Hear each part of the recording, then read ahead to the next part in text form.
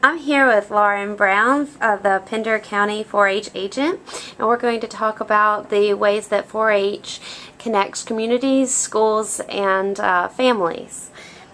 Hi Lauren, thank you for meeting with me. Hey, thank you. I'm very excited to be here and to talk more about 4-H. Well, let's start by, will you tell me some background about the 4-H agency? Okay, well, 4-H is part of Cooperative Extension. We are part of the land-grant universities, NC State University and NC A&T University. So we bring the higher education down to the county level. 4-H is in all 100 counties and in the Cherokee Reservation District, I believe is what it's called. But we are all over North Carolina. And we're very fortunate because a lot of other states have lost their 4-H program, so we're still going strong here in North Carolina. We are the largest youth organization worldwide. 4-H is most recognized by its four-leaf clover with the H's on it that stand for head, heart, hands, and health. So that's what we strive to teach our youth. We were started in 1909 in North Carolina with the Boys Corn Club and then later on the Girls Tomato Clubs. And so basically worked on farming and the home ec, which is sewing and doing the gardening and all that good stuff. But there's about 218,000 4-H'ers statewide. So we have a lot of 4-H'ers. And we also have a lot here in Pender County. So it's a little bit about 4-H. Thank you. I saw that you had a booth at the Blueberry Festival this weekend. I was impressed with the outreach to the community and with your fundraising. How did it go? It went really well. We have been at the Blueberry Festival ever since it started. Cooperative Extension is actually on the planning committee for the Blueberry Festival, so we meet every month. I think it's at least once or twice a month on how we help with the Blueberry Festival. We bring the educational component to the festival. And so Cooperative Extension is there. We have the Master Gardeners that are there answering questions. And then 4-H brings in the youth activities. And we also have our educational booth set up. But we did do a fundraiser. We did face painting. We did like little carnival games like beanbag toss and putt-putt. And the kids love it. I bring my 4-H'ers in to volunteer and run the booth. And they fundraise a little bit of money. And that money goes to give them scholarships so they can do 4-H activities throughout the year. So. Speaking of fundraising, how else is 4-H funded? Well, 4-H is funded. It's a little confusing, but we're funded by the federal level, and that came with the Smith-Lieber Act, which was passed in 1914. So that's how we have money on the federal level. We also get money from the state and the county.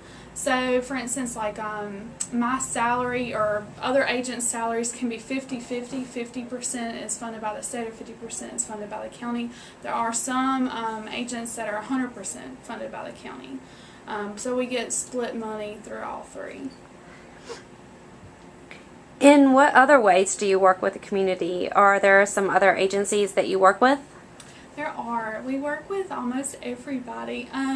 The couple that I can think of off the top of my head, we're housed here with Soil and Water and the Farm Service Agency, so we work really closely with them. I work really closely with Parks and Recreation. For instance, I went to the Surf City Community Center, the Parks and Rec Community Center, and was a guest speaker for their day camp. They had a farm animals day camp. And I went in and spoke on some farm animals and gardening and agriculture, so I went and helped them with that. In return, they will allow me to use their facilities, or if they want to come and guest speak at some of my things, that's kind of how we do that. I'm also I work with the local government, I work with the school system. I'm currently, for the first time, working with FLEX, the International Exchange Program. We're going to have 2 international exchange students this year. So we're going to have one 30-day Japanese student and 1 year-long Ukraine student. How interesting. So we have 2 host families. I work with the libraries and also the local businesses. For instance, I'm doing a surfing day camp this summer. So we're working with one of the surfing schools to bring that forth, because I'm definitely not a surfer. So that's how I work to bring in a lot of the parents' help. Like, for instance, I met a lady at Spring Fest, which is kind of like Blueberry Festival, and she's a dentist here in the area. And so she said anytime I need a guest speaker on teeth or how to take care of your teeth and that kind of thing, that she'd be more than happy to come in. So that's I work great. a lot with the local businesses. Well, that leads right into my next question. How are families connected to 4-H? Are parents often involved with their children? They are. Most of the parents are really, really, really active in 4-H. Most of them volunteer. And then I have several of them whose kids have, outgrown the program. They're still hanging in there volunteering. We have a lot of retired people that want to give back to the community, so they help out with 4-H. So, and I also get them involved. I send out emails quite often, letting them know what's going on. If I haven't heard from somebody, I'll pick up the phone and see how they're doing. So, and I have a newsletter that I send out every other month, and so that keeps them updated on what's going on and what their kids can get involved with. So I'm very much communicating. I'm also on Facebook now. We have our county website. So there's a lot of different ways that we keep everybody in touch and bring them all together. I learned a lot about you through all those different ways of communication. Definitely working to communicate. How do you work with schools? Well, 4-H has a school enrichment program. It's not very prevalent here in Pender County yet. That's one of my goals coming into this county, was to get 4-H into the schools.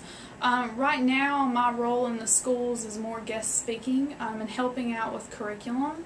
Like, I had a teacher contact me when I first got here to want to know more about gardening and how she could get her kids involved with gardening to teach them life skills and that kind of thing. So 4-H has probably over 300 curriculum pieces developed. About 8 of those are in line with the standard course of study to actually be taken into the school and used as a full program. But I work with these teachers anytime they have any questions, and I can get them some activities if they're struggling on what to do with the kids. I can get them some activities so they can do that. And also, I'm considered an expert in a lot of fields, so they'll bring me in and have me talk about soils or gardening or agriculture, careers. You name it, I probably spoke on it. Oh, that's great. I can't wait to use you. Yeah, and I also work a lot with the homeschool groups here in the county. We have a lot of homeschoolers. A lot of them are in the 4-H program. And one of our most popular school enrichment pieces is embryology. It's currently banned from the school system here in Pender County. So I'm not allowed to take it into the schools, but I am allowed to do it with the homeschool groups. And what we do is we hatch out chicks through the eggs. It's a 21-day process. And if they don't know how to use the incubator or don't understand the curriculum, I'll give them training on that. So that's kind of one way I'm working with the schools right now. That is so exciting. I look forward to seeing how it develops as you are here longer. Do you work with any teachers? Well, you kind of already addressed this, that you've worked with teachers to implement strategies in the classroom, and principals and community leaders. So the next question, what are some of the programs that Pender County 4-H is involved in currently? For instance, I was really excited to read about the District Activity Day and State 4-H Congress in the June newsletter online and on your Facebook page. Will you tell me more about that, please? I will. We have a lot of events here going on. Like I was saying earlier, we have a lot of things on the county level, we have a lot of things on the district level, and then the state level. So the 4-H Congress is a state level event. That's for our teens. We have a great lineup of teen programs. And that particular event is to cap off all the 4-H events for the year. 4-H Congress is the big shebang. It's 4 days long, and it's where they go District Activity Day. And we'll bounce back a minute before I get too caught up. District Activity Day is our presentations competition. Okay. So basically this is to enhance their public speaking ability and skills. So what we do is we work with the kids on giving a presentation or doing public speaking or a demonstration, and they go and they compete at the district level against the other counties in our district. So we're in the Southeast District. And from there, whoever wins first, they get to go and compete at the state level. And that competition is held at Congress. So that's where the state winner is going to be announced. And they win scholarship money. So we give away a lot of money in scholarships. And also, that's where they vote on the state 4-H officers. That's where they have a lot of downtime to meet with other 4-Hers across the state. They get together and do community service. So it's the event to go to for the year. But District Activity Day is this Friday. We're very excited. 4-H is for ages 5 to 18 years old. So our 5 to 8-year-olds are non-competitive, and we call them Clover Buds. I actually have 3 Clover Buds going District Activity Day just to talk. Work on developing their public speaking without the pressure of competition. Everybody gets a participation ribbon. And I have 1 9-year-old going and competing for the first time. So I'm pretty excited. I'm taking 4 kids. So that's on those events. We have summer programs, like I'm doing a hunter safety education course. We're doing summer camps. I'm also doing a Tobacco Farm Life Museum Day camp where I'm taking them there, and they're going to learn how to make butter. They're going to work with a blacksmith. They're going to tour the museum. I'm also hosting like a gardening day camp this summer for little kids. So we're going to work on teaching them about gardening, local foods, and beekeeping. And we, like I was saying, we have the teen programs. We have camps. 4-H is known for their camps. Pender County will be going to Betsy Jeff Penn 4-H camp in Reedsville August 7th through the 12th. So I'm taking 4 kids to that. And then we have our clubs that do a lot of club activities. Like we have, since we have a horse club here in the county, they have a lot of horse competitions that they go to, like Horse Quiz Bowl, and then they have horse shows. So that's a little bit about some of the activities we have going on. It sounds like so much. And my next question is, how do you decide what 4-H should focus on in Pender County, particularly? Like, who makes those decisions, and how do you make them? We kind of make them as an office. So as the Cooperative Extension Office, we do an environmental scan every couple of years. We're actually due to do a new one. And based on that, we learn a little bit more about the demographics and the needs and what's kind of going on in the county around us. And from there, we work on developing these skills. And also, from the state level, from the state 4-H level, they want us to work on certain areas like volunteerism and school enrichment. So we are mandated to work on certain areas and to provide a certain amount of education on those levels. The majority of it is up to me on what I do here in the county. It's kind of like when a parent comes to me and says my child is interested in robotics. How can I get that? How can I enhance that learning ability for them? How can I make that into something that could develop into a career for them? That's what we really work on doing here. So it's really kind of needs-based. Kind of see what's going on and what the kids need help with, what the parents are wanting. And I just kind of go from there. That's fantastic. So you kind of find their special skill or special talent or interest, and you are able to individually kind of help them along on that path.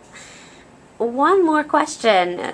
So we're running out of time. So I wanted, what we're talking about is making those decisions, and I wonder what research and data, how they're used to improve the available services for families and students.